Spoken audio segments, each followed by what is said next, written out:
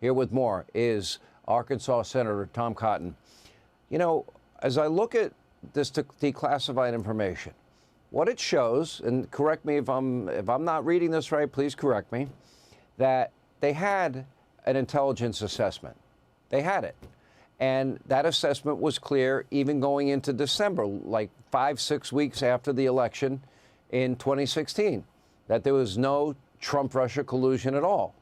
And yet they didn't like the intelligence community assessment, so they came up with another one, according to Tulsi Gabbard, ordered by then President Barack Obama himself, in spite of, senior top intelligence community members saying, don't do this. We have the right intelligence. It didn't happen. And then they flipped it on its head. They corrupted it. They polluted it. And they totally, completely changed the narrative from the truth to an absolute lie. Does that pretty much sum it up? I think that's the long and the short of it, Sean.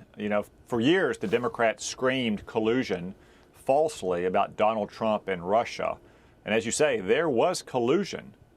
Collusion between Obama and Biden and Clinton, Brennan, Comey, Clapper, to brush under the rug the judgments of these career intelligence officials that there's no evidence of collusion whatsoever. And then to put it out through surreptitious means to the American people as a way to undermine the legitimacy of Donald Trump's historic victory in 2016. The American people deserve to know exactly what happened, and the DNI and the CIA and the FBI should continue to put out as much information as possible, as quickly as possible, so the American people can know exactly what happened.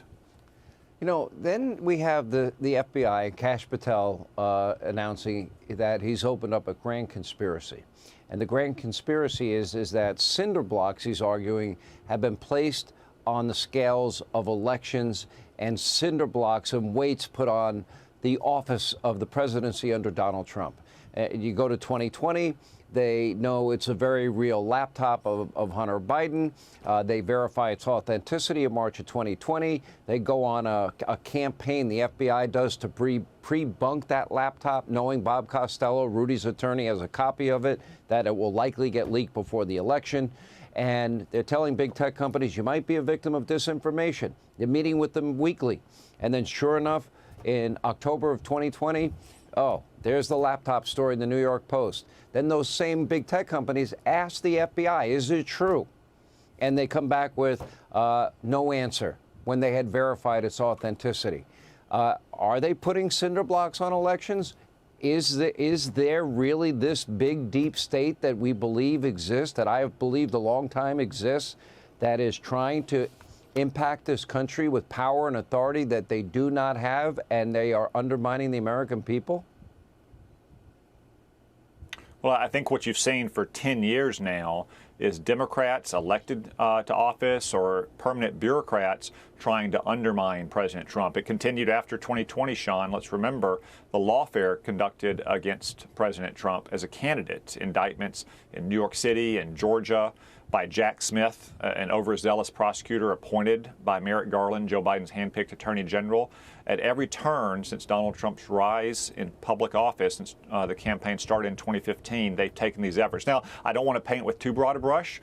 The information that was released just this week shows that the real persons responsible here were not career bureaucrats in the fall of 2016. They were the ones that were ringing the alarm bells. They were the ones that were saying that what Jim Brennan and what Jim Comey had tried, or John Brennan and Jim Comey had tried to do, was not in keeping with the standards of analysis at the FBI or the CIA. We don't know their names, we may never know, but they were the ones who were calling out Brennan and Comey and ultimately Obama for wrongdoing here, and now the American people know that.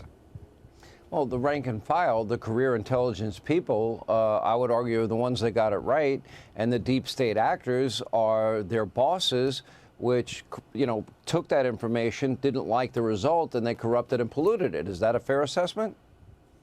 Yeah, I think that's very fair, Sean. And I know a lot of Democrats who are critics of Tulsi Gabbard or John Ratcliffe or Kash Patel say, well, they have a political background. This is all politicized. Let's remember, that just a few weeks ago, the CIA conducted its own review of that intelligence community assessment after the 2016 election. That review was done by career CIA officials, and they reached the exact same conclusions that the report Tulsi Gabbard release reached, which is that John Brennan and Jim Comey and other of the senior Democrats, maybe up to and including Barack Obama, were the ones who had politicized the intelligence, who were suppressing information designed to put Donald Trump in the worst possible false light and to delegitimize his presidency from the beginning. That's why it's so important that we get as much information out as possible, as quickly as possible, so the American people know once and for all exactly what was happening under Barack Obama's watch.